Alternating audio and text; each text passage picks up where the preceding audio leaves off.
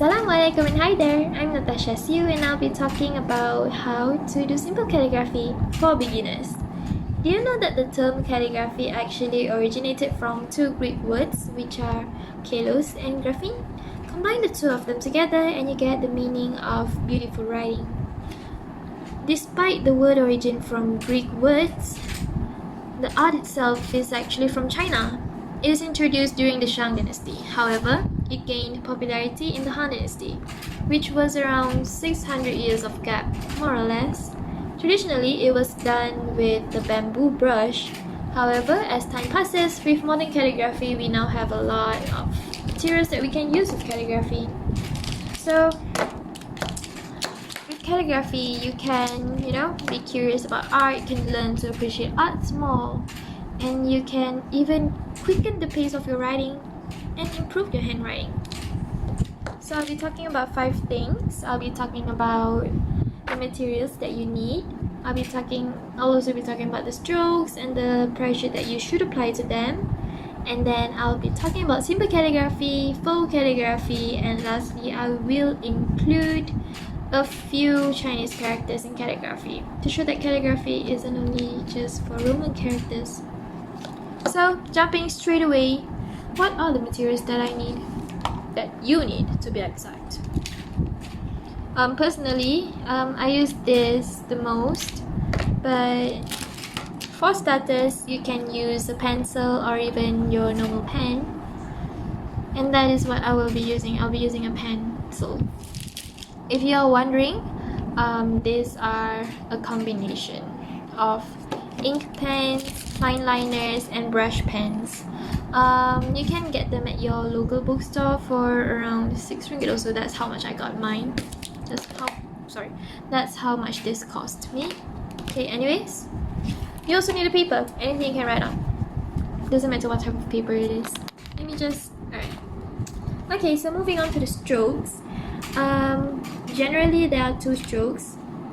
We have the downstroke and the upstroke. You see?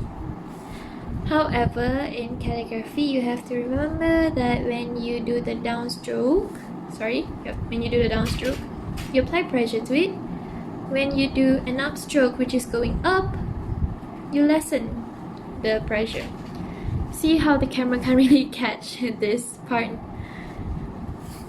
And that is basically it for strokes. You just have to remember the rule of strokes, alright? Okay. Go down, heavy pressure, go up, lighter pressure. That's the most simple rule of calligraphy, right? So let's go for the third agenda, which is simple cursive writing. I'm pretty sure most of you have already learned this in primary school. During your English classes, the one that we are all forced to do it without our willingness. Okay, this is what a simple cursive writing should look like. Doesn't necessarily to be this style though, because this is my style, and in arts, everyone has their own unique and different tastes and styles. I'm showing you this because I want to say that not everyone has the same style, you see? Everyone, every style, beautiful, different, unique. That's what's beautiful about art, right? So, I'll be talking about faux calligraphy now.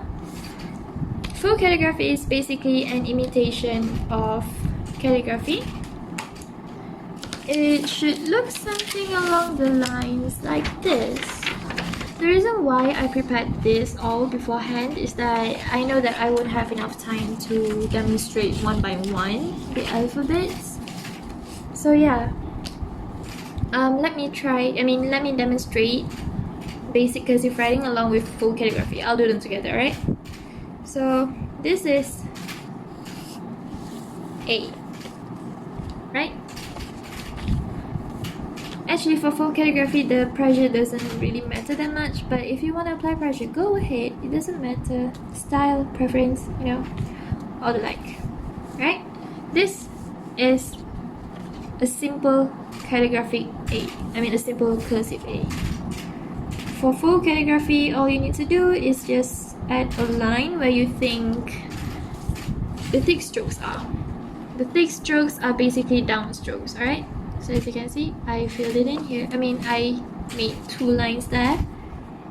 You can fill it in, or you can, leave it blank, doesn't matter. Like I said, personal preferences, personal taste, and all the like. Oh yeah, one thing I want to tell you that is, it doesn't matter if you mess up. It really doesn't, trust me. Because that is what it takes to learn something. See, it should look something like this. To compare, this is what it looks like when it's not filled in, right? If you can see, for the letter X, you write it like this, right? This stroke is the down stroke, so that's why I added a line there. You can leave it blank, you can fill it out. Like I said, personal preferences. Okay? So, yeah. We've talked about 4 things so far. Now, I'm sorry, I have to find another paper. Let's go for Chinese characters. If you have noticed, all the papers that I used are actually already used in the past. So even scrap papers can do the trick, So yeah, let's go for Chinese characters. I'll be writing Xiao and I. Xiao being my family surname and I being being the word love, right? One thing that's fun about Chinese calligraphy is that even though it has a lot of strokes, you can, have fun and just do this. This is Xiao. You can just go crazy with this. And just, you can be as aggressive as you want, it doesn't matter. Ta-da! Okay, oh, I'm sorry. This is Xiao, this is I. Alright? Okay. So, that is basically it. Okay? Thank you so much. I'll see you again. Till then.